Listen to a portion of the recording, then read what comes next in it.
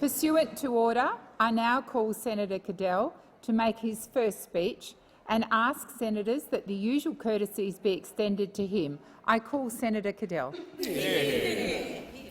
Thank you, Madam President. In just over 2 months, on a Sunday afternoon at about this time, a driver will exit Forest Elbow on Mount Panorama for the last time. They will hit 300 kilometres an hour going down Conrod Street before going through the Chase and taking Murray's Corner. Seconds after that, they will take the checkered flag of the Bathurst 1000. As they sit alone in the car crossing the line, soaking up their victory and achievement, this will be one of the greatest moments of their life. Their name will go on the Peter Brock Trophy. They will stand upon the top step of the podium and celebrate their victory. But as they stand there, they know that it is a team of people behind the scenes.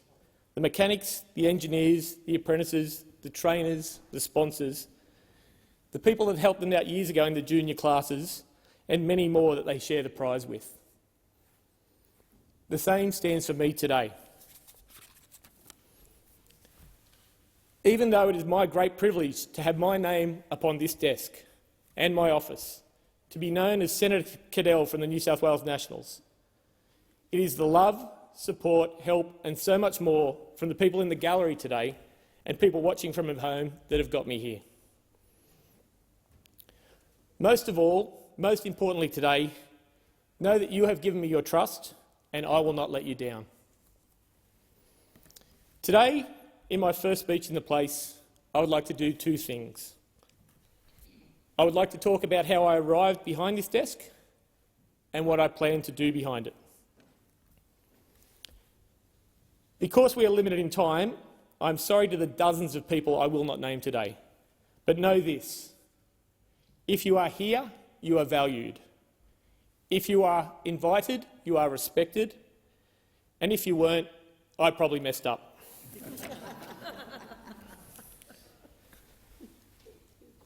When I look around this place, I see military veterans, community activists, leaders, corporate achievers, union representatives, and so many more high-performing people. I've heard powerful speeches with first-hand experience of pain and misfortune, delivered with such passion. And I find myself feeling somewhat of a pretender, like a charlatan, undeserving of really being here. Because mine is a story with as many failures as successes, as many disappointments as celebrations, and in the word of the hunter where I'm from, I'm a bit of a plotter. But then I look at the people up there. I think of those friends who can't be here, and I know that I must have done some good because they have stuck with me through all of that and lifted and propelled me to this day. So again, straight off the bat, thank you all. To Mum and Dad, you ruined any chance of having me delivering a powerful speech about overcoming disadvantage and adversity by giving my sister Jane and I a wonderful, safe, middle-class upbringing where I felt loved and supported my whole life. Sure, it may have come with the love of a punt, a fondness for motorsport and firearms, a sense of humour that can best be described as strange, an addiction to state of origin football, the Bathurst 1000s, and far too many trips into floodwaters on the farm in unsafe vessels that had an uncanny ability to attract snakes. But you helped me in every way you could, in every way you can, at every time I asked. It is because of you that I am the very best version of a bogan I can be. And my sister Jane turned out okay as well. Also here are my chips off the old bogan, Lachlan and Mitchell, and I am proud of you, the men you are becoming.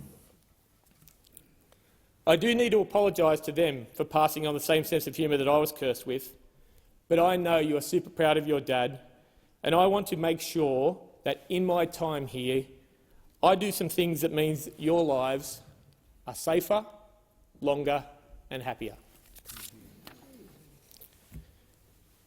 We've had a saying amongst the Cadell boys: it doesn't matter how you go as long as you try your best. and I will be doing that for you in this place. To their mother, Simone, thank you for the gift of our wonderful boys. Thank you for the 20 years of your life you shared with me, and I know you will continue to do amazing things with yours. Madam President and colleagues, this is the risky bit. I'm sorry for this, but my Star Wars fan kids feel I must do this. Lachlan and Mitchell, I am the Senate.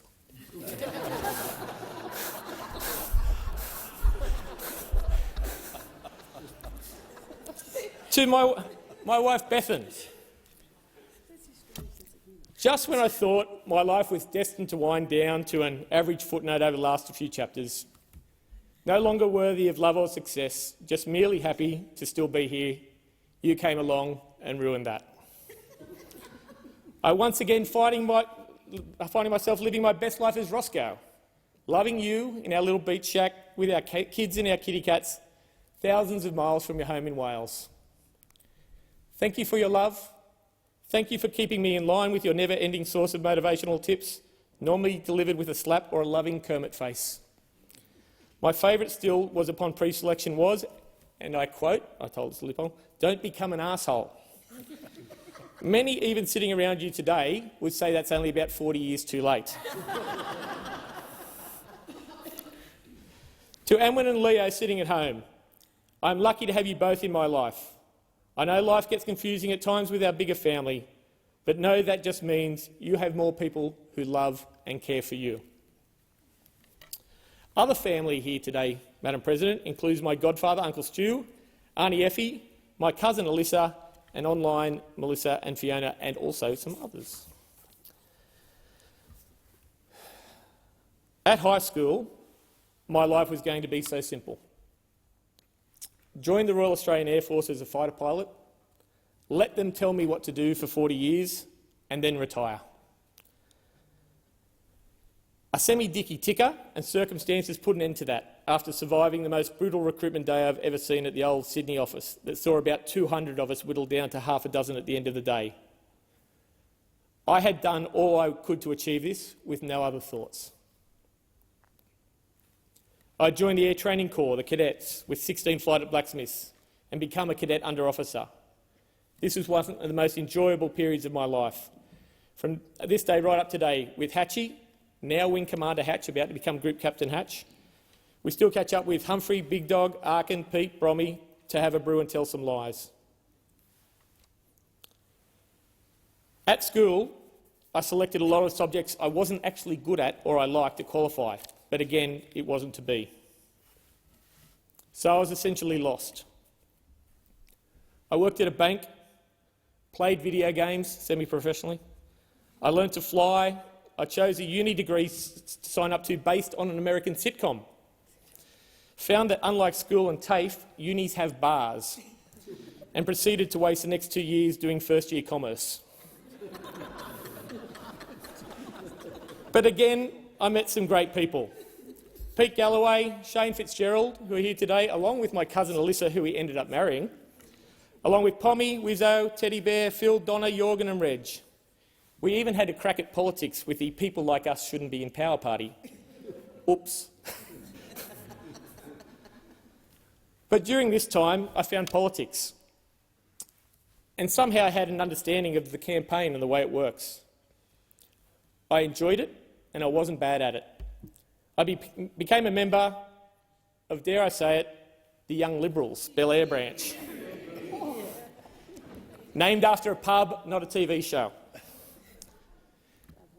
Yeah, I know, yeah. We worked with Marty Musgrave, Simon Westaway and Shane again, Ian Benson, Jenny Palmer and a great bunch of members. We had a great time, working on policy, with the highlight being the Performance Incentive Scheme for students. As good as the policy was, we very much preferred getting that acronym through Liberal Party State Council. Think about it. During this time, I also had the great privilege of being employed by Mr Greg Hanson, dead Country Vice President of the Liberal Party, also here today. His learnings and knowledge still come in handy. The number one lesson he told me in a political argument is if you don't have a big stick, make one. It hasn't always worked out the way I planned it, but maybe sometimes I just make the sticks too big. We shared so many campaigns, Greg, but ultimately fell short in the one that mattered most. I'm always sorry that didn't work out. You would have done great things in the red leather in New South Wales. Thank you for being here. It was also during this time I met so many people in this parliament and the New South Wales Parliament, like Senator Maurice Payne, Jason Falinski, Alex Hawke, Gladys Berejiklian, John Brogden, and more importantly, the Honourable Ben Franklin, MLC. With Ben, we worked together on my Regain the Movement campaign for state president, along with Tony Chappell and again Martin Musgrave. Then in 1999 it was over. I was burnt out and over it. But history always catches up with you. And it was in those times with Ben ended up bringing me to the Nats. My parents' property at Cliffley was in the city of Cessnock, and one day, almost 10 years after my last political involvement, Ben reached out over Facebook looking for someone to work on the 2011 campaign. He wanted more mongrel in his campaigns, and he didn't know a bigger mongrel than me. In the Nats, I found a home for my views of fighting for more for non-capital city Australia. I also found a place filled with friends.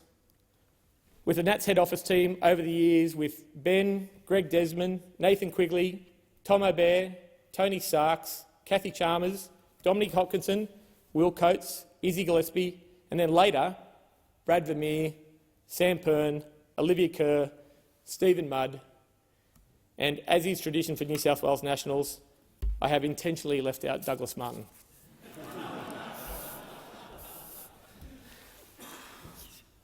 I also had the pleasure to serve under three chairs, the Honourable Niall Blair, Mr Bede Burke and Mr Andrew Fraser, and hand over the director's role to Joe Lundy. All very passionate Nats, all very different, but again, dedicating to serving the regions. When it came to the pre-selection, so many in the gallery today came, some of who ironically don't get on with each other, came behind me and helped me out. When I was down, my triple angels of Senator Nash, the Honourable Bronnie Taylor and Jocelyn Jansen came to the fore. When I needed some extra advice, I had Ben and the Tamworth crew of Bede Burke, Barnaby Joyce, Russell Webb, Liz and Ian Coxhead, my family away from home. When I needed practice, I had Sam Farraway, Nat Openshaw, Jeff McCormack and Jock Souter. And despite all the dramas surrounding me at the moment, I do need to thank John Barilaro. I enjoyed working together on the 2019 campaign, and I must thank him for his support in my career. And just like my real family, these people have always been there for me when I need it. The New South Wales Nats are a family that can fight now and drink later, bag you today and lift you tomorrow, and we occasionally muck up because we wear our hearts on our sleeve and sometimes lead with our chins. But when you care so much about what you do, that can sometimes happen. That passion is exemplified in my office, with a group of people who have limited experience with government. We are all largely finding our way together, but with a hunger of living almost exclusively in safe Labor seats, at least wanting a shot to put forward a different case. Andy, Nick and Ash, who have done the hard yards as young Nats, have had their chance in the majors. Josh and Les have brought some government experience to the team and are nailing some policy work for us. And then there is ADS, Adrian Stewart-Roach, my office manager. Have we not had a journey? We've worked together, travelled together, raced together, celebrated together and lost together. We joked about becoming a senator to get into a Vegas nightclub in 2014, and now we are here. Sorry you had to leave Porsche to come on board, Bob, but I wouldn't have done this without you, so let's make good things happen. And so here I am, standing somewhere I thought I would never be, surrounded by people I admire and watched by people who put me here. And what will I do with that chance? I want to fight the imbalance of power between the cities and the regions, between the haves and the have-nots, between the loud and the silent. How is it fair in this place the executive controls so much and those elected so little? When my party, the Nats, advocates for decentralisation of government and departments, why not start here? Why not allocate serious budget for each elected member to administer to federal expenses for constituents and not-for-profits, rather than have to go cap in hand to a minister to let them judge if someone is worthy of dental on Medicare, or extra NDIS, or a club needs a new hall? Why not let a member be judged on their personal priorities as well as their party's? How is it fair that previous governments have taken away powers of farmers to collectively bargain with massive corporations for a fair price for produce, leaving them working 24/7 for a minimum wage? How is it fair that the regions be forced to pay for the price of the never-ending consumption of the city's hunger for energy and resources, with land restrictions and job losses to offset it? Where I am from, we have given up any hope of government doing anything for us. We now just hope they don't do anything to us. How is that a good thing? How is it fair that we allow a formula called a cost-benefit ratio, generated by people in big, shiny city buildings, to dictate what we spend taxpayers' money on when it always favours the many over the few? CBRs measure benefit and not need. They prioritise thousands saving 10 minutes to and from work over dozens having safe, sealed roads to ensure they come home to their families. As Nats, we are used to the cries of rorts and favouritism when grants vary from the accountant's choices. I am actually proud of that. I love that. I am excited that people from all sides stand up and say they want projects that have community merit more than projects with grant writers that have talent. If we, as elected officials, always do what we are told, why are we here? Are we the window dressing for the executive and the bureaucracy, or do we really want to make a difference and contribute? During the pandemic, people decided what was important and they voted with their feet. When showing up at an office wasn't a thing, they moved to the regions. They moved to the coast. They moved to the places that fed their soul and enriched their life. They did this in spite of poorer roads, lesser hospitals and fewer services. So let's stop feeding the infrastructure of the cities, driving up house prices with tens of billions of dollars worth of attractions. Let's put that money into the regions so that people can have the best of both worlds, a life and a community. We've seen a demonstration of this city think in my last role at the Port of Newcastle. Somewhere in 2013 or 2014, in the bowels of the New South Wales Department of Finance, someone had the idea of restricting competition for Port Botany for another 50 to 100 million in privatisation income. What a great deal for the taxpayer. What they even failed to give any thought to is the farmers in northwest New South Wales who has to pay an extra $20 a tonne to ship their grain, or the Upper Hunter winemaker who pays an extra $1.50 a bottle to export their wine, or the aluminium shelter 5 kilometres from the port that has to send their product 165 kilometres by road to export it. Every single year, a decision based on a CBR costs the community more than the extra money it raised for the state in total. But not a single person in government or opposition has the courage to admit the mistake and get it fixed. Why? Because the bureaucracy is the ultimate too-big-to-fail corporation, and that is a disgrace. The people of the Hunter need a plan B. We are willing to make it happen ourselves, and we had Craig, Tanya and Briggsy fighting the hard fight with me, but again, the decision-makers have decided we don't deserve that right. Madam President, I respect this country, this parliament and this chamber very much, but I am here to be a right royal pain in the posterior to the status quo. All the people that I've mentioned here today got me here. All the people in the gallery today who have trusted me deserve no less, and they will get no less. As I have all my life, sometimes I will fail. Sometimes I will succeed, but I will always try. I love my Australia, warts and all. We are on an old land, but a young nation. And we can be better, but we also have unimaginable potential. Thank you to the people in this chamber and the other place for making me feel as though I belong here, even though, as I have said, I have sometimes had my own doubts. I believe that within you and your officers lay the answers to so many of the problems we face as a nation if we can find a way as elected officials to have a bigger voice. I look forward to working with my family, my party, my supporters and all of you so that together we can have a crack at finding that voice. Thank you.